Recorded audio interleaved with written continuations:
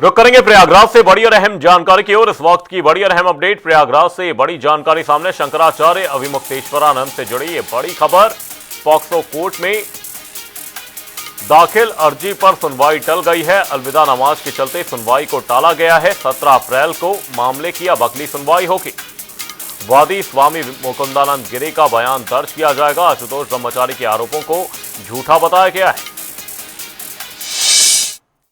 सरस्वती जी का मामला जहां पॉस्को कोर्ट में था और आज उसकी तारीख थी जिसके लिए उनके शिष्य मुकुंदानंद जी प्रयागराज पहुंचे थे, मगर आज कोर्ट में क्या कुछ हुआ हम उनसे बात कर लेंगे। आज आप लोग आए थे तारीख पे अपना जवाब दाखिल करने, क्या कुछ हुआ कोर्ट? आज अधिवक्ताओं ने कार्य बहिष्कार कर रखा था, इस कारण से अगली तारीख लग गई है 17 अप्रैल की। आज हमारा बयान होना था।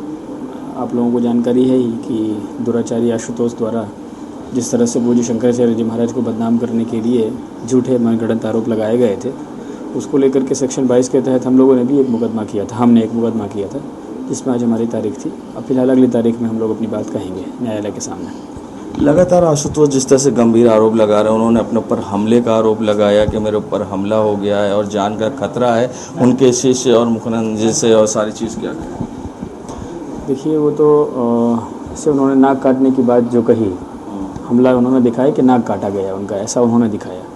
लेकिन जो जीआरपी है, रेलवे पुलिस, और जो मुख्य चिकित्सा अधिकारी है रेलवे पुलिस ने बताया कि 50 जगह के सीसीटीवी फुटेज उन्होंने कलेक्ट किए। पूरे ट्रेन में कहीं से भी कोई ऐसा संदिग्ध व्यक्ति उनको नहीं दिखा जो चढ़ा हो, उतरा हो, जिसने नाक काटा हो। जो वहाँ अटेंडेंट था उसने बताया कि जब ये बाथरूम में गए तब ये सुरक्षित थे, इनको कोई समस्या नहीं थी और बाथरूम में कोई और नहीं था। तो इनके द्वारा बताया गया सब आरोप मनगढ़ंत हैं। ये न्यायपालिका के सामने शपथपूर्वक तरीके से झूठ पर झूठ बोले जा रहे हैं।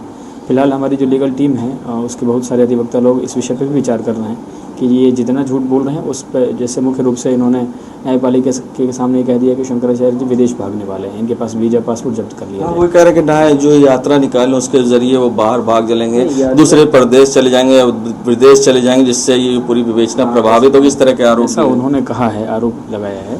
देखिए, एक तो ये समझ लीजिए कि पूज्य शंकराचार्य जी महाराज विदेश की यात्रा नहीं करते, हमारे यहाँ परंपरा ही नहीं है। जैसे ही जिस क्षण हम इस परंपरा में आए तो उसमें कई जो हमें नियम है हमारे लिए, उसमें एक प्रमुख नियम ये है, कोई भी परंपरागत सन्यासी आपको विदेश यात्रा करते हुए नहीं दिखाई देगा। जो विदेश यात्रा करते हुए सन्यासी आपको दिख रहे हैं, आप समझ लीजिए वो परंपरागत नहीं है।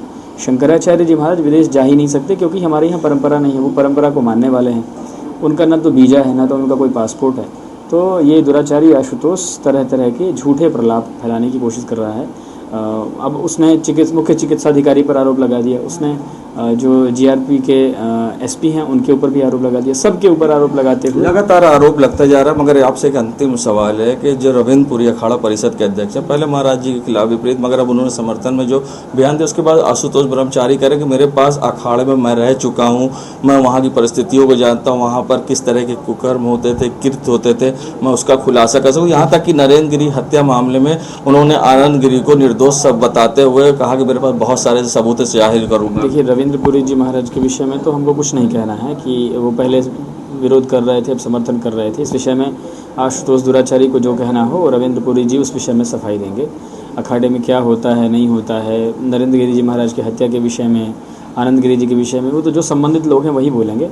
हम अपने विषय में बोलने के लिए केवल अर्ह हैं। और उसमें हम ये कहना चाहते हैं कि जो दुराचारी आशुतोष है उसने 107 लोगों के ऊपर झूठे मुकदमे किए, 27 केसेस इसके ऊपर चल रहे हैं। हिस्ट्री सीटर है। दुर्भाग्यपूर्ण ये है प्रदेश के लिए और देश के लिए कि इतना बड़ा अपराधी, इतना बड़ा गुंडा लोगों को परेशान करते हुए घूम रहा है, तरह तरह के लोगों को ऊपर तरह तरह के आरोप लगाते हुए घूम रहा है और कानून अपना कार्य नहीं कर पा रहे, प्रशासन अपना कार्य नहीं कर पा रहे। तो इस पर ध्यान देने की आवश्यकता है। आगे आपका क्या स्टैंड होगा? आप हमारा स्टैंड क्या है, हमारी लीगल टीम है जो कानूनी प्रक्रिया है वो लीगल टीम करेगी। हम लोगों का स्टैंड देखिए, हम पूज्य शंकराचार्य जी महाराज के जीवन का जो लक्ष्य है उसमें यह है कि भारतीय संस्कृति की स्थापना करें, गौ रक्षा करें।